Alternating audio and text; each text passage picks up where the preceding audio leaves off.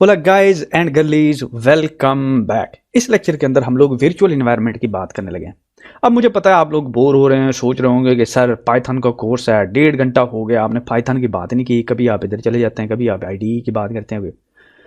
Hold on guys, hold on. उसकी reason ये है कि ये छोटे मोटे खड्डे खुड्डे निकल जाए ना तो फिर हम मोटरवे पे चढ़ जाएंगे आराम से, फिर हम चीज़ें सीखना हमारे लिए आसान हो जाएगा। ये छोटी छोटी चीज़ें हैं जो कि बेसिकली लाजिम व मलजूम हैं। ठीक है, अगर आपने चिकन बिरयानी बनानी है ना तो फिर आपको मिसाला डालना पड़ता है, मिसाले के बगैर बिरयानी बनती नहीं है।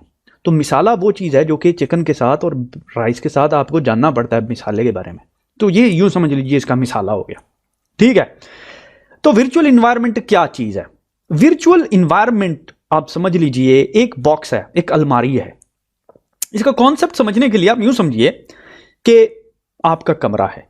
ठीक है, आपका कमरा है, बेड है, उसके अंदर एक चीज़ आपने नोट की होगी कि सामान रखने के लिए उसके अंदर एक अलमारी भी होती है।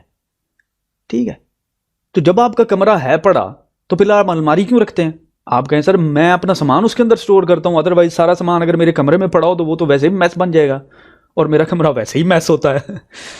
तो एग्जैक्टली दैट्स करेक्ट। वो जो अलमारी है वो आपके मेन रूम का वर्चुअल इन्वायरमेंट है। यानी कि वो आपकी चीज़ों को, यानी कि एक स्पेसिफिक, यानी कि अगर शर्ट्स रखनी है तो शर्ट की एक अलग अलमारी है, जूते रखनी है तो जूते की एक अलग अलमारी है। तो जूतों का वर्चुअल इन्वायरमेंट अलग है, शर्ट्स का वर्चुअल इन्वायरमेंट अलग है। और ये दोनों शर्ट्स और जूते आपके मेन कमरे के साथ मैस नहीं हो कर रहे, आपके मेन कमरे को क्लटर नहीं कर रहे, ऐसा ही है ना। और ना ही ये आपस में एक दूसरे के साथ मिक्स हो रहे हैं क्योंकि ये दोनों सेपरेट अलमारियों में रखे हुए हैं। ठीक है, इसी चीज को, इस अलमारी को कहते हैं वर्चुअल इन्वायरमेंट। वर्चुअल इन्वायरमेंट क्या करता है कि बाकी सारे चीजों को, बाकी सारे सॉफ्टवेयर्स को आपके मेन कंप्यूटर के सॉफ्टवेयर से अलग करता है। अब आप कहें सर मैंने 1-2 प्रोजेक्ट करने हैं, क्या टेंशन है? नहीं, प्रॉब्लम यह है कि जब आप एक सॉफ्टवेयर डेवलपर बनते हैं ना तो आपने मल्टीपल प्रोजेक्ट्स करने होते हैं, बहुत सारी चीज़ें टेस्ट करनी होती हैं। जब आप मल्टीपल चीज़ें टेस्ट करते हैं तो बहुत सारी चीज़ें आप अपने पीसी पे इंस्टॉल करते हैं जिनको वन टाइम यूज़ करना होता है, फिर आपने उसको यूज़ ही नहीं करना होता।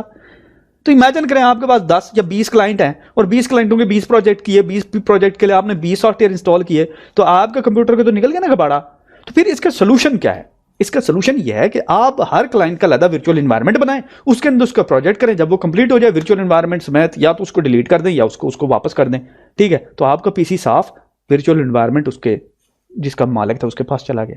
समझ आ गई बात? अब जरा वापस आते हैं और हम अपने वर्चुअल इन्वायरमेंट की बात करते हैं। तो अगर आप यहाँ पे देखें, ये जो प्रोजेक्ट क्रिएट हुआ ये एक वर्चुअल इन्वायरमेंट VENV के अंदर क्रिएट हुआ। ठीक है, ज़रा मैं आपको एक चीज़ दिखाता हूँ, आपने गौर करना है। अगर मैं अपना विंडो का टर्मिनल ओपन करता हूँ, ठीक है, और यहाँ पे कहता हूँ कि यार मुझे बताओ विंडो के मेरे पास पाइथन कौन सा इंस्टॉल हुआ है, तो वो मुझे कहता है कि आपके पास पाइथन 3.7.4 इंस्टॉल हुआ है मेरी विंडो के ऊपर। ठीक है, 3.7.4। ज़रा अब आपने गौर करना है, 3.7.4 ज़रा गौर करना है आपने। टर्मिनल ओपन करता हूँ, मैं कहता हूँ यार प्रोजेक्ट मुझे बताओ पाइथन मेरे पास कौन सा इंस्टॉल है, वो कहता है 3.8.1। तो इसका मतलब ये है कि मेरे प्रोजेक्ट के अंदर जो पाइथन का वर्जन इंस्टॉल है वो एक डिफरेंट है। तो ये जो फाइल मैं रन कर रहा हूं ये बेसिकली मैं इस पाइथन के अंदर रन कर रहा हूं, इस पाइथन के अंदर रन नहीं कर रहा। तो अगर एक लाइब्रेरी जो इस पाइथन के अंदर नहीं है तो ये इससे असर नहीं पड़ता क्योंकि ये वो पाइथन है जो कि बेसिकली मेरे इस कोड को रन कर रहा है। और जो ही मैं इस वर्चुअल इन्वायरमेंट को यानी कि अपने प्रोजेक्ट को डिलीट करूंगा तो ये पाइथन भी डिलीट हो जाएगा क्योंकि ये इस वर्चुअल इन्वायरमेंट के अंदर पड़ा हुआ है। समझ आ गई बात की?